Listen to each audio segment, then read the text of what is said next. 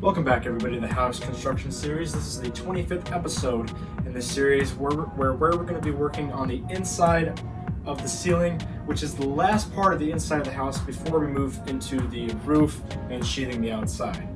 So that fire introduction out of the way, let's jump right into the main course of this episode.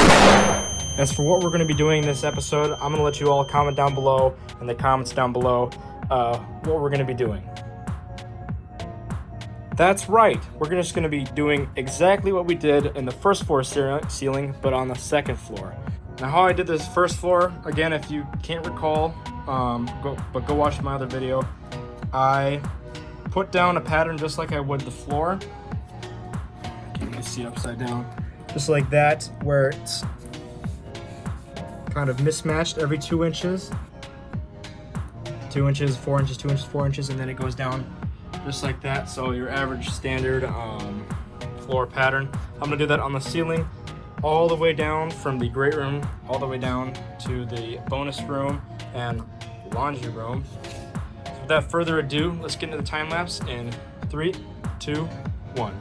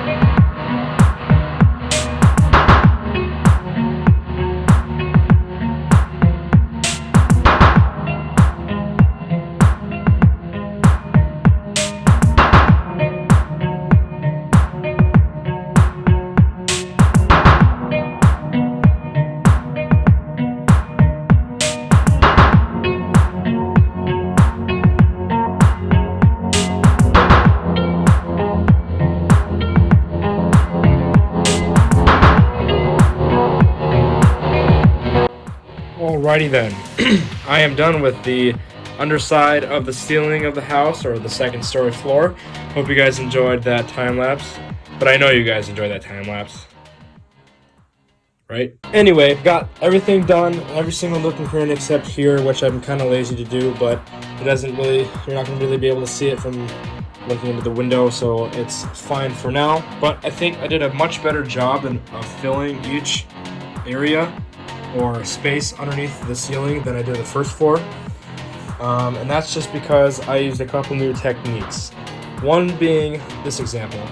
I don't know if you guys could see because the time lapse is so fast, but especially like right here in the closing or ending part of the time lapse, I would use a stick like this one, put a piece of popsicle stick, say for example this, put a little dab of glue, stick it on here, slide it underneath the rafters, and then hold it up as I glue the ceiling popsicle stick to the rafters.